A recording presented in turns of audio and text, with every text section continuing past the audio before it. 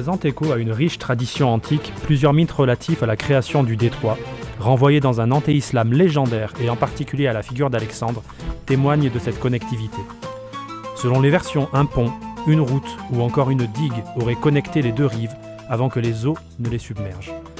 Au-delà du mythe, plusieurs géographes arabes ont également insisté sur le fait qu'au niveau du détroit, on peut voir l'autre rive.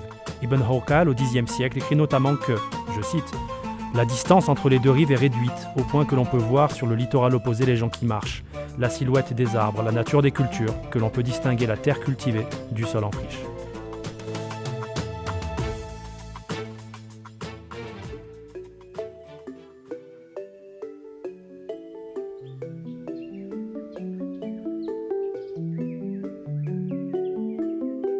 Libros para comprender, un podcast de la Unión de Editoriales Universitarias Españolas, realizado en la librería del BOE.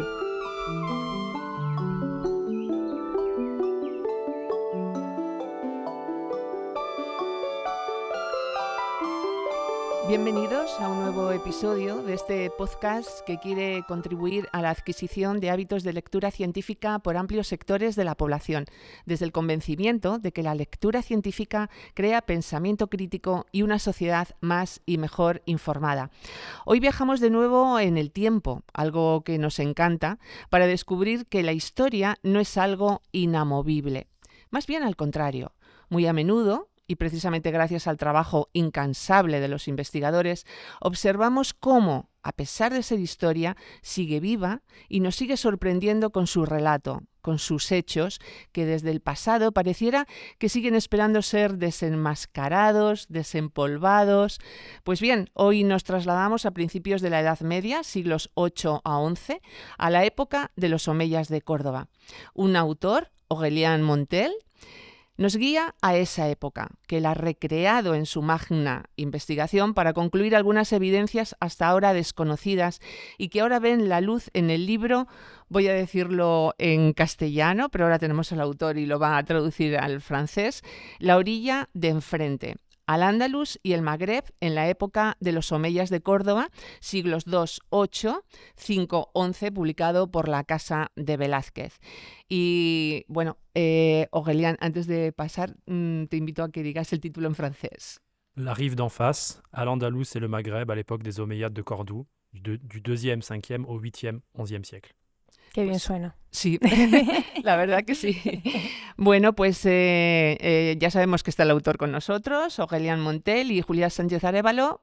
Buenos días, tardes. Hoy es una hora a mitad de una cosa y otra. Sí, exacto. Buenas tardes, Rosa. Encantada de estar aquí, de charlar hoy con nuestros invitados y de un tema tan interesante. Bueno, pues vamos a conocerlos un poquito mejor. Venga. Eso es.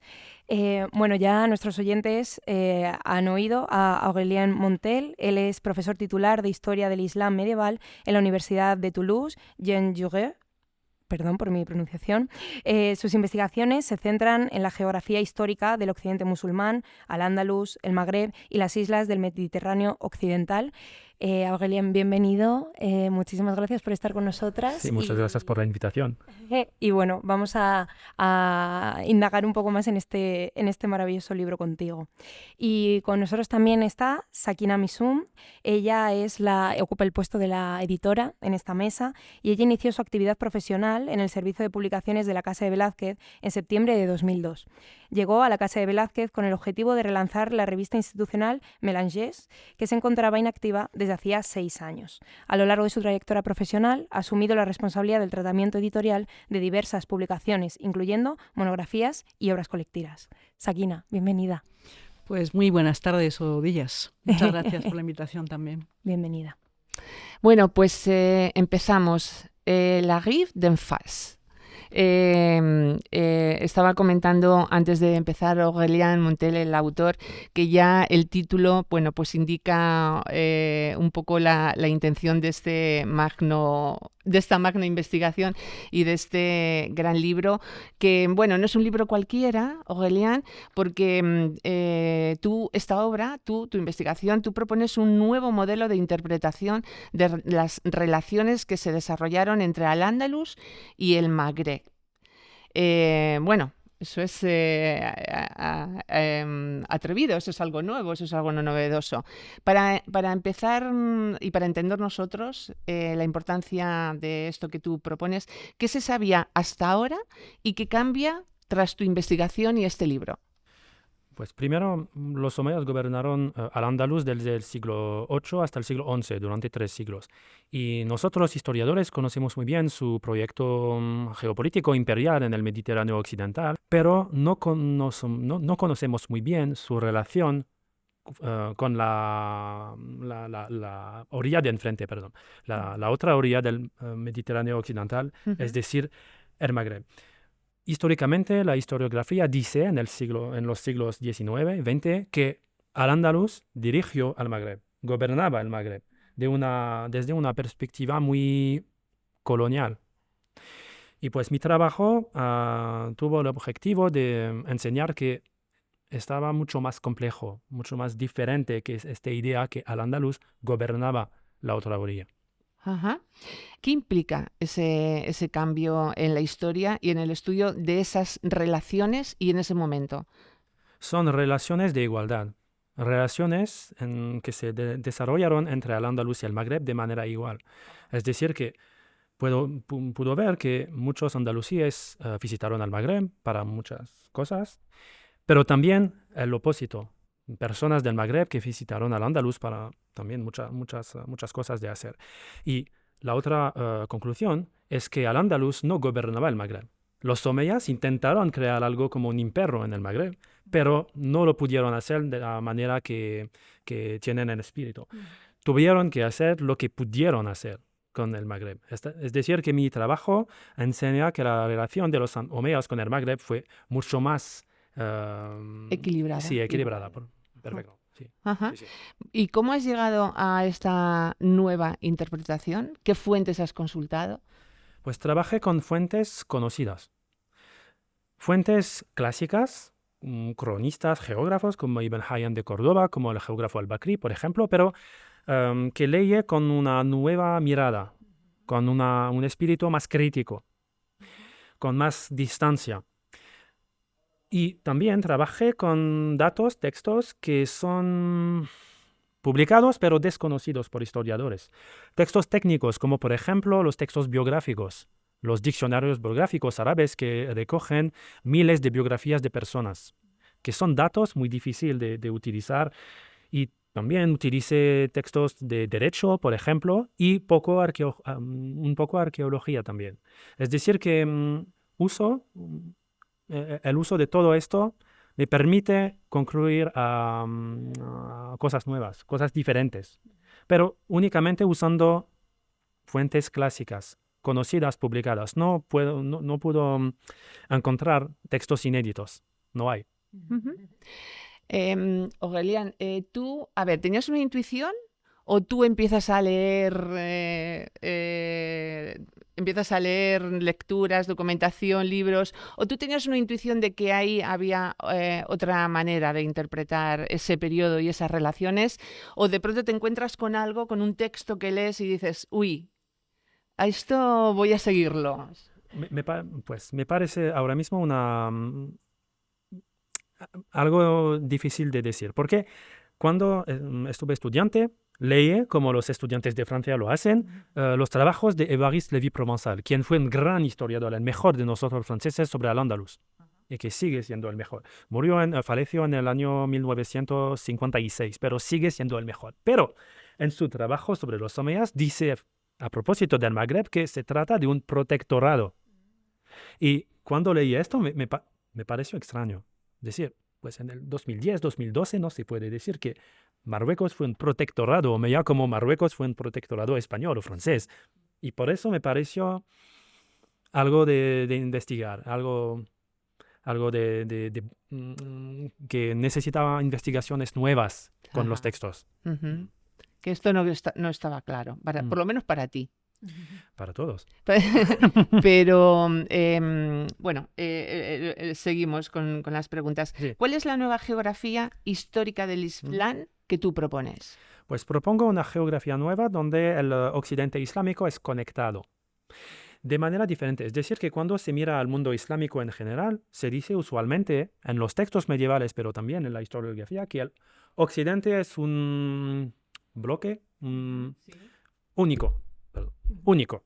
Pero la verdad es que leyendo a los textos se puede ver que hay dos espacios que trabajan juntos, al Andaluz y el Magreb, pero que son diferentes, quien tienen puntos de conexión, como el Estrecho de Gibraltar, por ejemplo, como también lo que se llama el Levante español, y que tienen también espacios más relegados, más lejanos, como el Atlántico, en la época omeya, por ejemplo. Y especialmente entre estos espacios, el Estrecho de Gibraltar tiene un papel fundamental, quizás en la escala mundial, es decir, porque conecta a Andalucía y al Magreb, pero por supuesto conecta Europa con África sahariana y el mundo islámico oriental. Bueno, antes de seguir, tengo que agradecerte el esfuerzo que haces por explicarlo en español. Hay que decir que, obviamente, Aurélien es francés. Bueno, no sé. Sí, ¿no? El libro está escrito y publicado en francés y, bueno, realmente te agradecemos mucho que hagas el esfuerzo de contárnoslo a nosotros en español.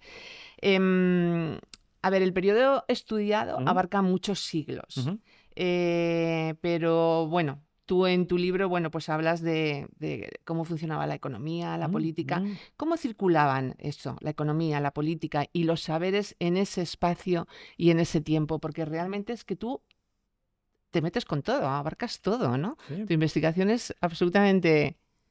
Pues se trata de una investigación total, se dice en ciencias humanas. Exacto. Pero, pues, siguiendo los textos, busqué a 3 tipos de personas, de actores, que son las 3 partidas del libro. Los primeros son los hombres del Estado, omeya, quien viajan a la otra orilla, soldados, embajadores, ministros, generales, pues que hacen política. Los 2 otros tipos son los mercadores, que viajan, que cruzan el mar para hacer comercio. Y los últimos son los sabios. Pues, de manera general, sabios son mercadores, porque necesitan dinero para estudiar todo el día. Hacen esa doble Lo que función, ¿no? tienen dinero para cruzar el mar no son pobres. Claro. Los mercadores cruzan el mar de manera diferente. Los andalusíes son muy importantes en el Magreb Atlántico, al nivel del estrecho, pero también en el Mediterráneo hasta Túnez. Y pues hasta Egipto y hasta Oriente.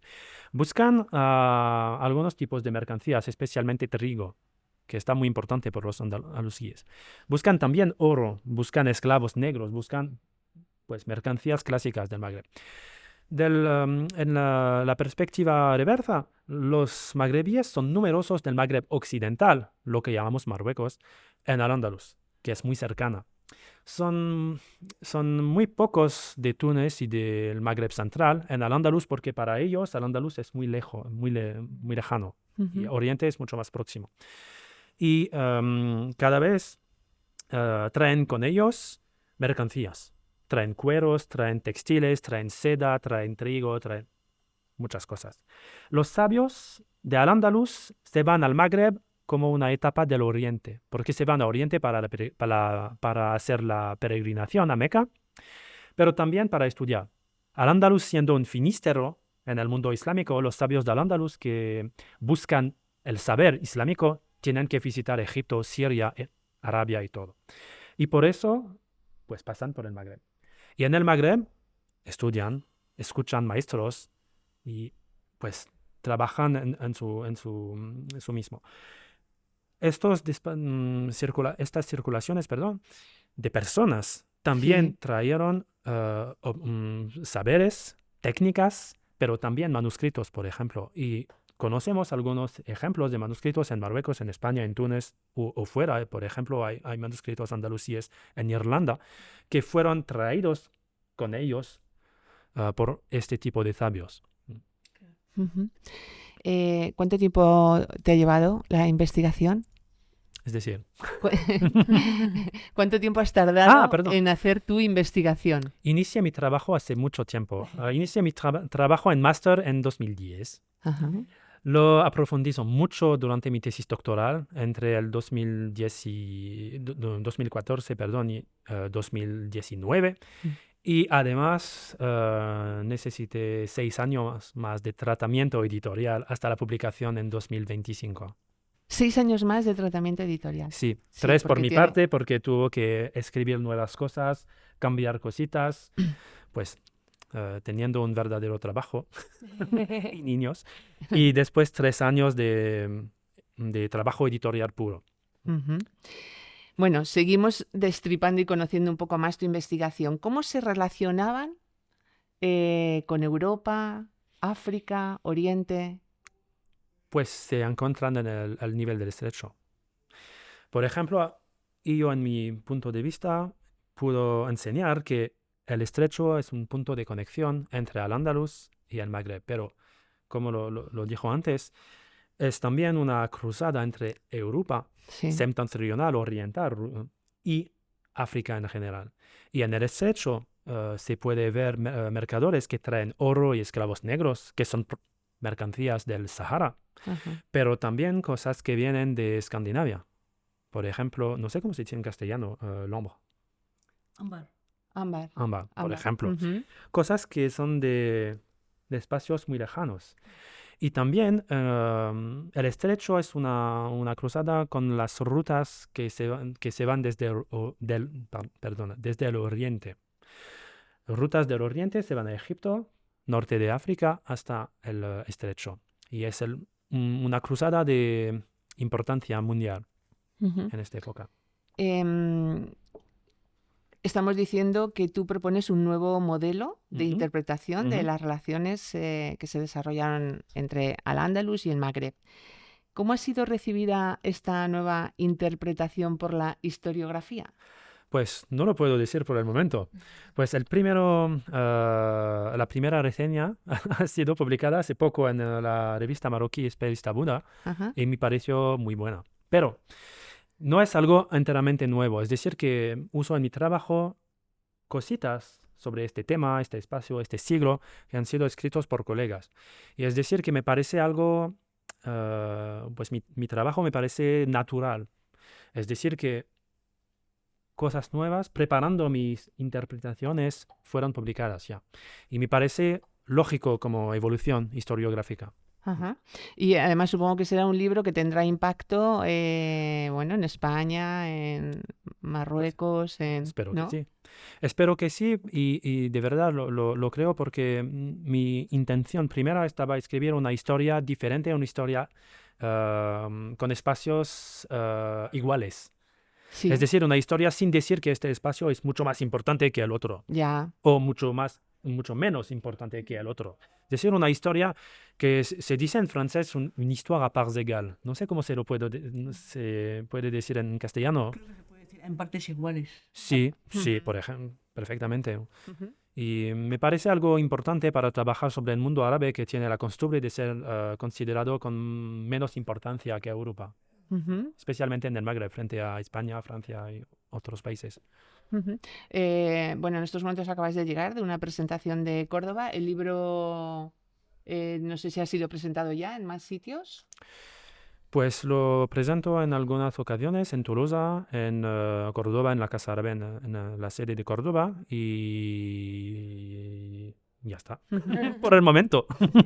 Y bueno, y en las presentaciones la aceptación bien, ¿no? O Sí, sí, te hacen muchas sí, me preguntas. pareció. Sí, sí, sí. Sí. Sí, sí, muchas preguntas de gente que querían entender lo que ocurrió en este momento entre Al-Ándalus y el Magreb, porque no se sabe mucho en el gran público.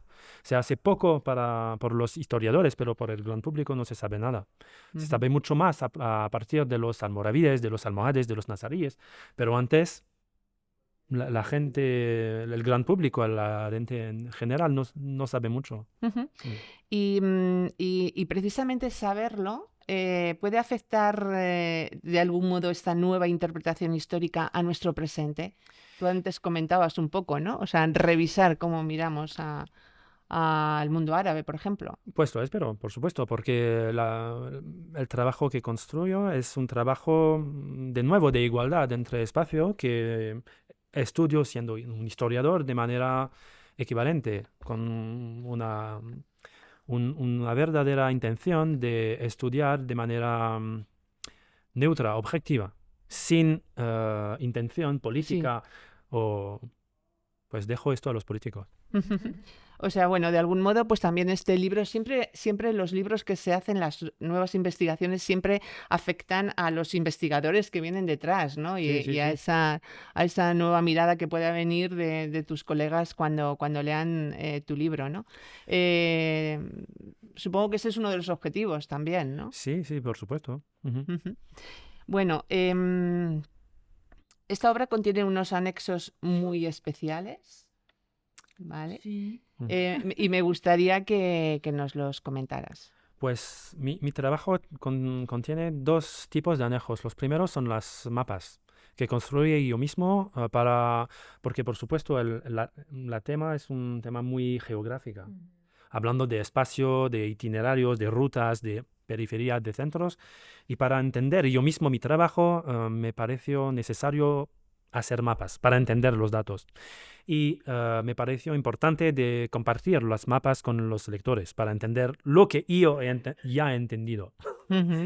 Y gracias a la Casa de Velázquez puso imprimir muchas mapas. No recuerdo el nombre, 36, 7, 8, muchas mapas para ayudar al lector a entender lo que ocurrió durante siglos. El otro anexo es un anexo online. Un anexo online... ¿Tú vas a hablar? Sí, no, tú primero. Sí. Tú primero. Sí. Un anexo online que es un anexo de lo que llamamos prosopografía. Prosopografía es un método historiográfico muy adictivo que consiste en haciendo a juntar datos personales, biográficas, sobre tal Es persona y tal impresionante, persona y tal sí. persona. Junta, ¿Quién? pues. Y por eso este trabajo me permite traer nuevas conclusiones usando personas reales, lo que es raro en historia medieval. Bueno, pues como decía al principio, es una magna obra, ¿no? O sea, yo creo que no solamente la investigación del contenido de todo lo que has hilado por ahí, sino que el tema de los anejos le da una espectacularidad impresionante. ¿A quién recomendarías la lectura de este libro? Pues a todas las personas que tienen un interés en la historia del Mediterráneo en general y de geografía histórica. No únicamente los académicos o los universitarios, los investigadores. Es decir, que proponga una historia pues, que puede tener un interés para alguien interesado en la historia de Marruecos, de España de manera larga. Y creo de manera verdadera que la gente puede leer mi libro. La gente en general puede leer mi libro. Y además puede hacerlo de muchas maneras, como ahora vamos a ver con Sakina. Aurélien, ¿qué nos ayuda? Ya lo hemos deducido de tus palabras, ¿no? De muchas cosas que nos has comentado, pero sintéticamente, ¿qué nos ayuda a comprender este libro?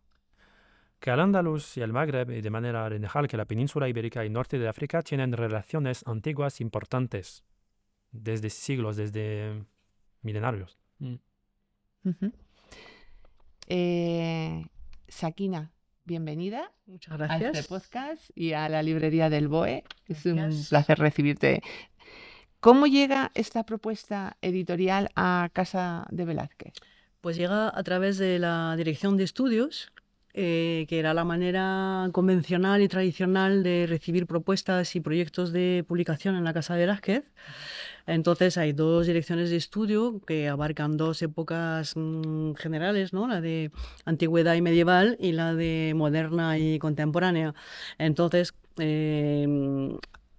hasta hace poco, los que eran o fueron miembros de la Casa de Velázquez y estaban acogidos durante un año, renovable a 2, estaban como para preparar su tesis doctoral, ¿no? Uh-huh. Entonces, ¿cómo se dice? Salía de ahí que lógicamente publicaban su tesis en la Casa Velázquez, que se creó una colección para eso específicamente, que se llama la Biblioteca de la Casa de Velázquez y que es la colección referencia de la institución. Y desde hace relativamente pocos años se ha abierto un poco más y ya no es una condición sine qua non haber sido miembro ni que sea una tesis doctoral reelaborada para publicar en esta colección, ¿no? De hecho, el libro de Aurélien es la reelaboración de su HDR, ¿no? Que es una habilitación a dirigir investigaciones y equipos de científicos, que yo creo que sería el equivalente a catedrático aquí, pero no estoy muy... Ajá. Pero, o sea, que tú la tesis no la has hecho en la Casa de Velázquez, ¿no? Es de los externos. ¿O sí? Defendí mi tesis doctoral en la Universidad de Lyon, pero durante mis años de doctorado tuve 3 años de contrato en Lyon y tuve el gran placer de trabajar un año en la Casa de Velázquez, 2017-2018. Vamos, o sea, que tenías claro que cuando publicaras lo ibas a publicar en Casa de Velázquez, Sí, ¿no? sí. Que era lo que te quería preguntar, ¿no? Lo que quería decir yo, que lo que hemos publicado, su libro actual, no es su tesis, Ya. es su... ¿cómo se llama? Sí, es Taller, ¿no? ¿No? sí, es la memoria, se dice en España. Sí. ¿Memoria cátedra? Sí, No, bueno, bueno, no sé si se dice Más o menos, memoria, pero pero sí es como cuando optas a la cátedra, ¿no? Que tienes que presentar un proyecto, ¿no? eso. Creo que se llama memoria, pero bueno, no estoy muy segura.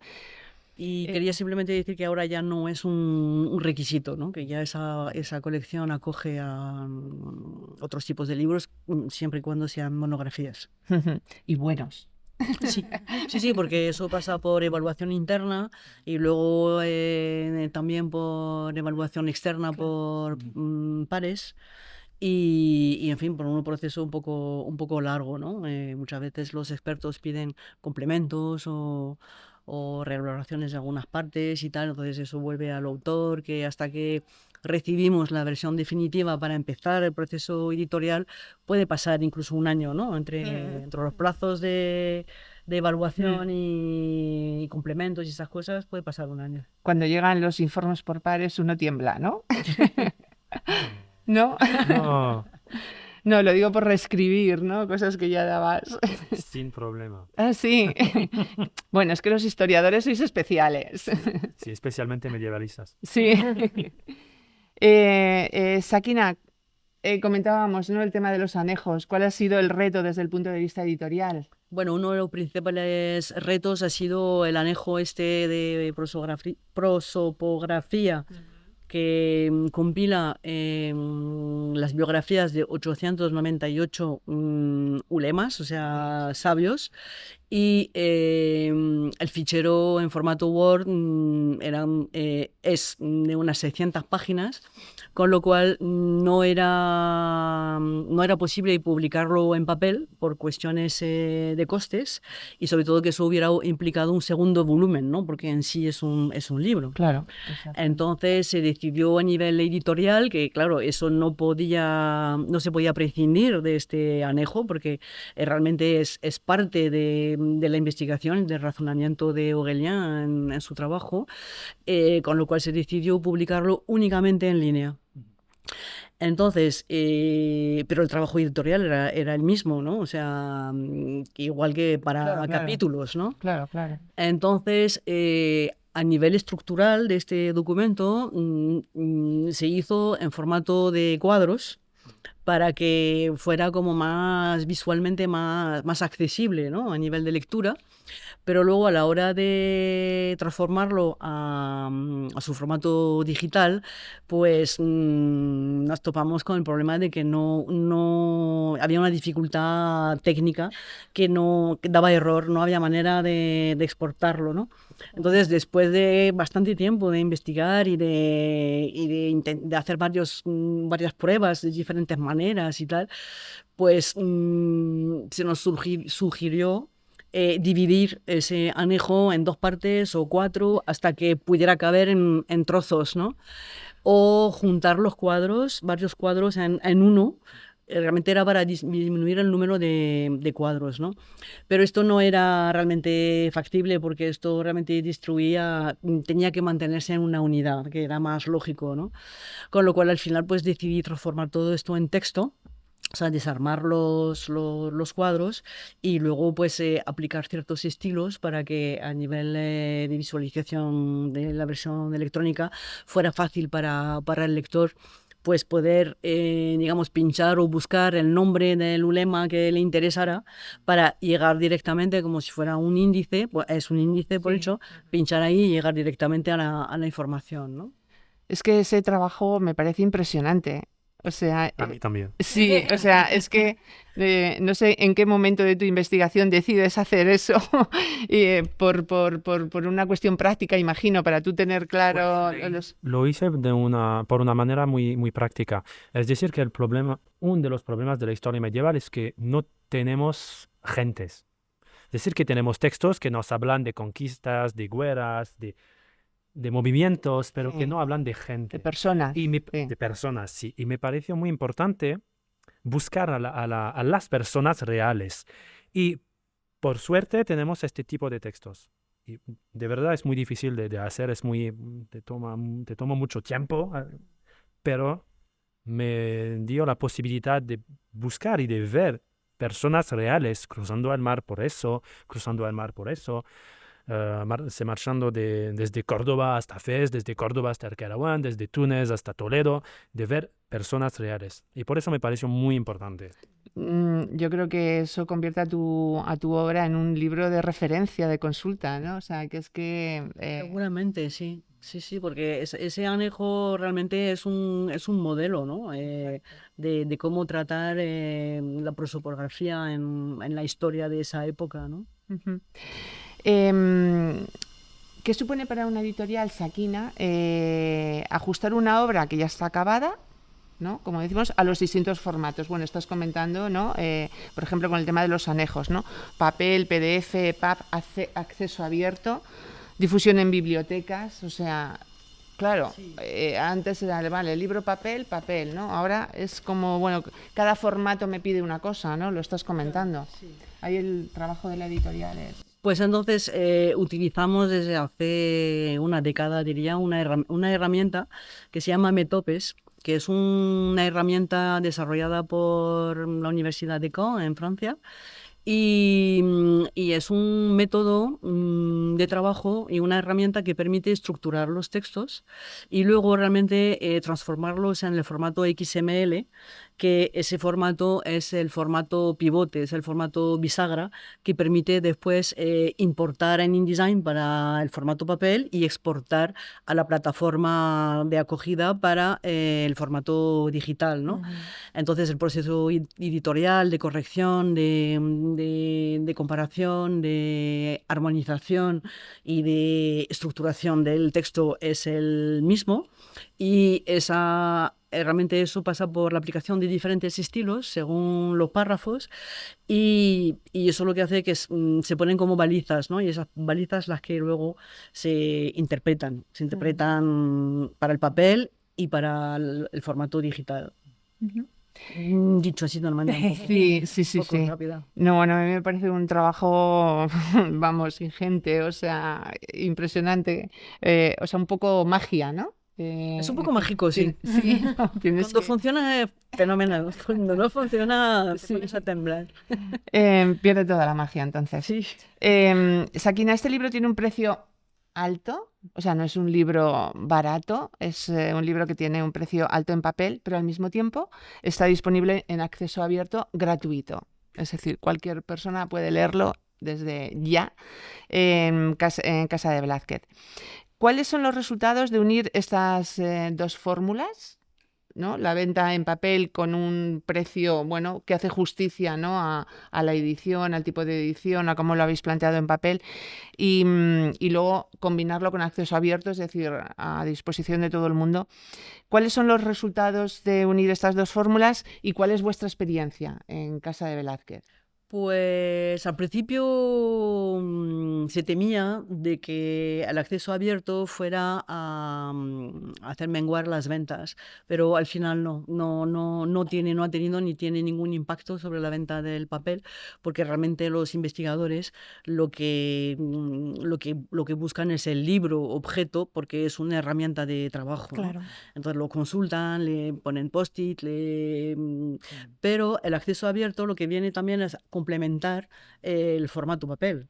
Porque incluso cuando vienen a comprar libros y que les decimos que está en acceso abierto, para que sepan que si quieren pueden no comprar el libro papel y ahorrarse un dinero, porque el contenido está accesible de manera libre, ¿no? Entonces, por lo general prefieren comprar. E incluso tenemos investigadores que vienen de otros países, de otros continentes, y a pesar del peso que eso significa para el tema de las maletas y eso, Se lo llevan los igual. compran varios, sabiendo que todos están en acceso abierto, ¿no? Solo un caso de un investigador que dijo que ya estaba en acceso, ya había comprado muchos libros y que ya que estos estaban accesibles gratuitamente, se llevaba a los que no eran accesibles, ¿no? Que había comprado en otras librerías. Y eso. Sin duda el acceso abierto facilita la difusión, ¿no? En grandes distancias, ¿no? Estoy pensando, por ejemplo, en cualquier parte del mundo. Sí, hay en cualquier parte, cualquier continente, y eso es lo bueno, porque cualquier persona que tenga una conexión a internet y un soporte puede acceder a los contenidos. O sea, que eso realmente a mí me parece que es una maravilla, ¿no? Eso también es mágico. Sí, totalmente. Bueno, pues muchísimas gracias. Te paso la palabra, Julia Sánchez Arévalo, para que sigas tú. Bueno, vamos a empezar con la última parte del podcast. Aurélien, vamos contigo otra vez. Este es nuestro cuestionario Conciencia, con el que siempre terminamos el podcast, y son preguntas de respuesta corta para conocerte más a ti, al contexto del libro. Y vamos allá. Lo más interesante de una editorial universitaria. La libertad de discurso académico, es decir, la posibilidad de publicar lo que nos parece importante de ser publicado siendo académicos. Es decir, que el editor nos da la posibilidad de publicar lo que pensamos importante. Lo que más valoras en la figura del editor o editora universitaria. La capacidad a dar apoyo técnico, editorial, pero también emocional, porque publicar es algo muy, muy difícil y son muchos años, ¿no? Sí. De trabajo, sí, claro. Sí. ¿Es posible, Aurélien, un desarrollo científico y tecnológico sin las humanidades? No lo creo, porque las humanidades nos enseñan el pasado, el presente, y nos dan a pensar sobre retos morales y éticos del mundo actual. ¿Una razón para seguir apoyando el libro como herramienta de comunicación científica? Pues me parece ser el único medio de comunicación con el cual un autor, un académico, puede desarrollar su pensamiento sin compromiso ni intermedio. Por eso me parece indispensable. ¿Cómo convencerías a un ciudadano o a una ciudadana de que deben leer literatura científica? Pues para aprender cosas nuevas, sin fake news. Sin fake news. Con el rigor de las editoriales académicas. ¿Cómo la diversidad lingüística es imprescindible para la comunicación de la ciencia? Por supuesto, porque ciencia es un encuentro con otros. Y creo que, especialmente en las humanidades, tenemos que hacer ciencia sin fronteras.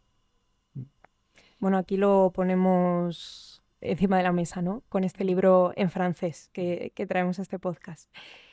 ¿Qué consejo le darías a los investigadores e investigadoras jóvenes? Pues de nuevo, abrirse a los otros y especialmente a colegas de otros países, de otros idiomas, que teniendo otros idiomas pueden tener otras interpretaciones, otras hipótesis, pues abrirse al mundo.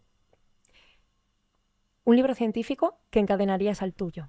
Pues muchas cosas fueron publicadas por colegas sobre Al-Ándalus y el Magreb, pero una de mis últimas lecturas importantes fue el libro de la colega francesa Jocelyne Dachria, quien es una antropóloga que ha publicado 3 volúmenes sobre las mujeres en el Imperio Otomano. También siguiendo un tema que la historiografía dice que pues no tiene interés. No tiene interés y pues ha escrito 2000 páginas sobre las mujeres en el Imperio Otomano. ¿Algún interés? Diferente tema, pero cuando lo leí me parece increíble. ¿Y uno de ficción? Quizás el retrato histórico de León el Africano por el escritor libanés Amin Maalouf. Que, Un científico o una científica, en el amplio sentido del término, de todos los tiempos al que más admiras. qué difícil. Sí.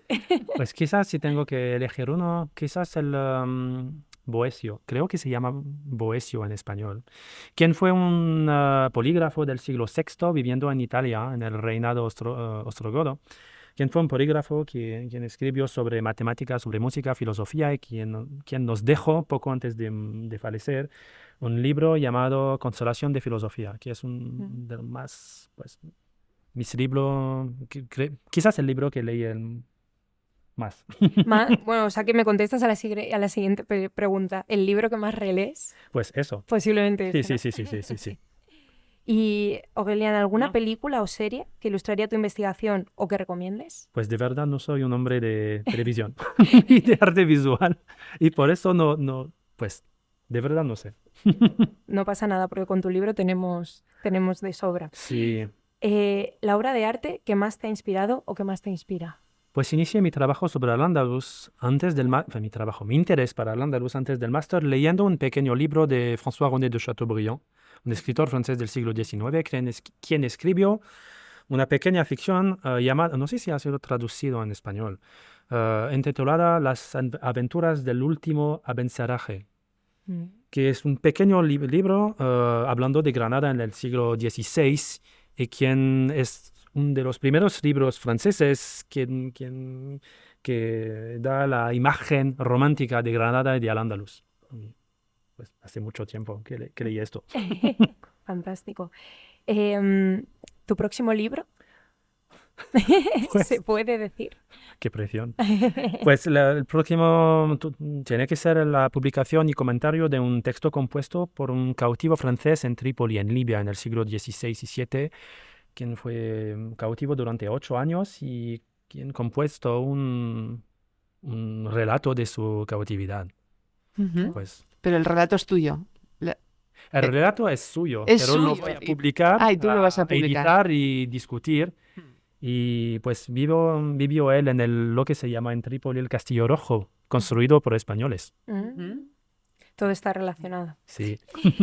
Y para terminar, la música que podría ser banda sonora de este libro. Quizás el disco intitulado Andalusiyat por el maestro marroquí del oud, Said Sharibi, que ha sido publicado por el Instituto del Mundo Árabe en París, que es un disco maravilloso de música tradicional andalusí.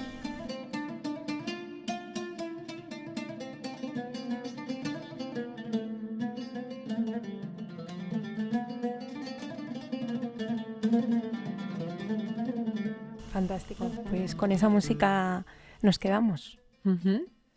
Con esa música. Y yo, antes de terminar, me gustaría que explicaras que quería preguntártelo al principio y creo que no te lo he preguntado. El significado del título, ¿no? Que la rive d'en face. Sí, me resultó muy difícil de elegir un título. Y pues básicamente, siendo un historiador, busco el título en las fuentes. Y los andalusíes no llamaban el Magreb Magreb. Que quizás sabéis que Magreb significa occidente en árabe. Y tiene sentido cuando se habla desde Egipto, desde Oriente. Pero para un andalusí, Magreb no es Magreb. Magreb es algo diferente. Para ellos, Magreb es el Atlántico. Y no usan la palabra Magreb, usan la palabra al-Aidwa en árabe, que significa la orilla de enfrente. Y esta expresión me parece muy interesante porque tiene el vantaje de no poner importancia sobre Al-Ándalus o el Magreb. Son orillas que se miran de enfrente y que tienen relación. Y por eso este título. Precioso. Pues muchísimas gracias, Aurelian, muchísimas gracias. Sakina, ha sido un placer hablar con vosotros.